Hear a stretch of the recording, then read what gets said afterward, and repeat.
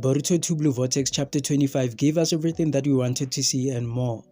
With the return of Momoshiki and Kurama training Himawari, there's a lot of stuff about these two situations that we need to talk about. But before we get into that, make sure to subscribe to the channel and hit the like button. Momoshiki's return to the Boruto manga has given us more information about what's been happening to him during the time skip and why we haven't seen him in the manga, as well as confirmation on whether or not he can still take over control of Boruto and under what conditions. It seems like Momoshiki has been imprisoned inside of Boruto. When he used what was left of his karma data to save Boruto after Kawaki tried to kill him, Momoshiki lost any chance of resurrection, and we also find out through this latest chapter that he can't take over control of Boruto unless Boruto willingly gives him control. So this created a situation where Momoshiki is basically at the mercy of Boruto. The only way for Momoshiki to be a part of the living world again is for Boruto to let it happen. So now that it's been established under what conditions can Momoshiki take over control, and that there is no way for him to resurrect through Boruto, is it possible for him to implant another karma on a different vessel for the purpose of resurrection? This might be an option that Momoshiki could possibly explore in order to finally escape from his imprisonment inside of Boruto. And we know that implanting a karma on another vessel is a possibility because Amado wants to use the same process to resurrect his daughter Akibi. He plans to have Kawaki implant a karma on a clone of Delta, making it possible for Akibi to be resurrected with her original memories and personality.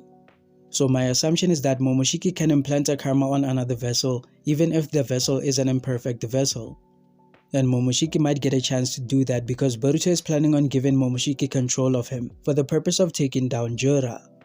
Boruto is willing to make a deal with the devil and bet everything on Momoshiki lending him his power and using it to defeat Jura, even if it means he might never be able to regain control of himself. This is Boruto using his final trump card because he knows that he is nowhere near strong enough to defeat Jura, and he might even think that him and Kawaki using their combined strength is nowhere near enough to defeat Jura. This is why Boruto had no choice but to reach out to Momoshiki himself and ask Momoshiki to give him his power. This situation creates a nice parallel between Boruto and Himawari. Unlike Boruto and Momoshiki, Himawari and Kurama have a more collaborative relationship, and Kurama is even training Himawari on how to use their power. He told Himawari to think of herself as the personification of chakra, or chakra in human form. That statement gives us an idea or a better understanding of what Himawari is and how she is different from the Jinchuriki that came before her. A simple way to understand what Himawari is and how she differs from the other Jinchuriki is by looking at what we know about how the tail beasts are formed or created. We know that Kurama and the other tail beast are living manifestations of chakra that manifested into a living beast. Himawari is also similar to the tail beast in the sense that she is also chakra that manifested into a living entity. However, the chakra that formed Himawari didn't manifest into a tail beast, and instead manifested in human form. This is likely due to Naruto and Hinata's genetics having an influence on that chakra. This is what gave Himawari a human form and also led to her having the Uzumaki and Hyuga genetics that would make her more in sync with Kurama than any other Jinchuriki, even more in sync than Hagoromo Otsutsuki when he was the Jinchuriki of all the 9 tail beasts. That's how Himawari is closer to being a tail beast but also different from a normal Jinchuriki. She is not just the host of a tail beast but is instead a human version of it. There was even an amazing detail to show that she's a human version of a tail beast when Himawari was creating a Biju bomb for the first time while fighting against Jura. We could see Himawari using her hair to weave chakra into a Biju bomb. Himawari's hair was separated into 9 spikes that were acting similar to the 9 tails of Kurama. She didn't need to transform into a tail beast or go into a partial transformation similar to the one that Naruto had to use whenever he was seen creating a Biju bomb.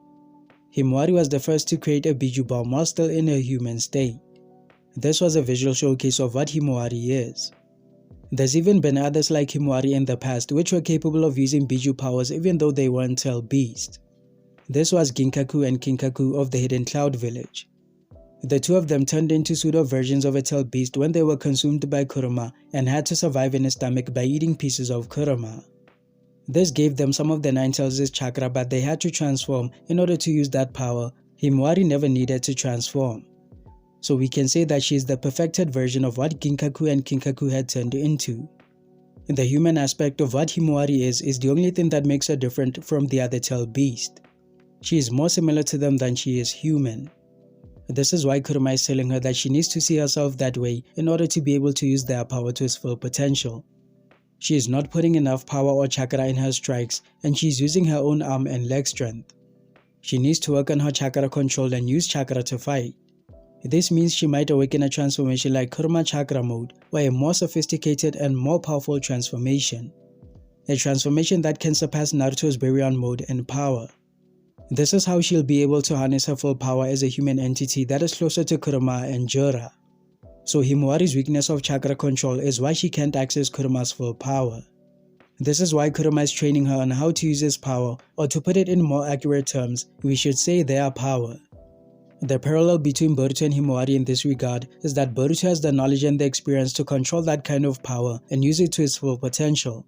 But he doesn't have it because Momoshiki hasn't given it to him. Himawari's situation is the opposite. Kurama has given her access to his full power, but she doesn't have the knowledge or the experience to use it to its full potential. So the Uzumaki siblings are both seeking power from their inner demons, but Momoshiki is less cooperative with Boruto in giving him power. On the other hand, Kurama is more than cooperating with Himawari, but she doesn't know how to use his power.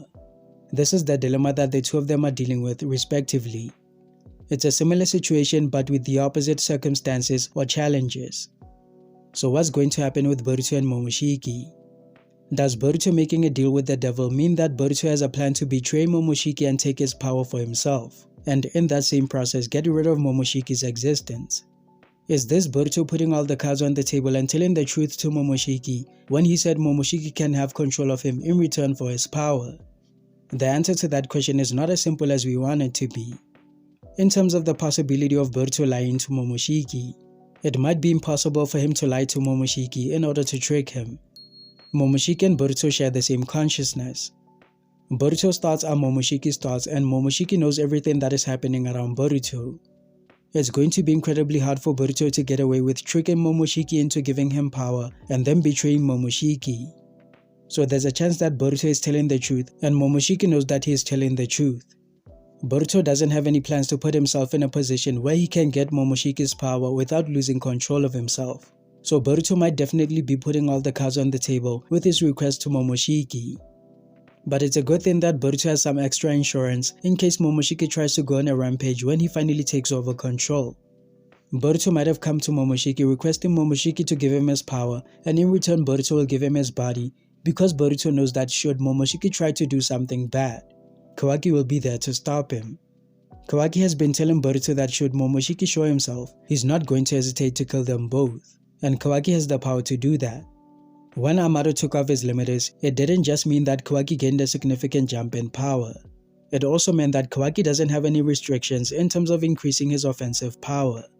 So Kawaki can get even stronger than his current state where he doesn't have any limiters. That puts him in a perfect position to be Boruto's extra insurance that's going to take care of Momoshiki if Momoshiki becomes a major issue. This might be why Boruto has been saying that there's a huge chance that he's going to die soon, but he has to make sure that his people are protected before that happens. So him selling his soul to Momoshiki in return for power, with the possibility of losing control and having Kawaki end up killing him to stop Momoshiki, is something that he was prepared to do, and it might be the outcome that he was expecting. So let me know what you think Boruto is going to do to escape this possibility. On the side of Himawari and Kurama, the potential for how strong she can become is limitless, especially considering the synergy between her and Kurama is stronger than any other connection between any tail beast and Jinchuriki in history. The fact that she also chose to officially become a shinobi, and she was also shown to be training with the Inoshikacho trio, even way before Kurama came back to life inside of Himawari, means that she's going to be one of the strongest tail beast power users in history, possibly even stronger than her father Naruto when he was using Baryon mode, creating the possibility that she might be the one to take down Boruto instead of Kawaki ending up doing it. This is where we are with the Uzumaki siblings and how things could turn out for the two of them. But let me know what y'all think is going to happen in terms of their development. Subscribe to the channel for more Boruto content, and check out this video that explains why we hadn't seen Momoshiki in the time skip until the latest chapter of Boruto 2 Blue Vortex.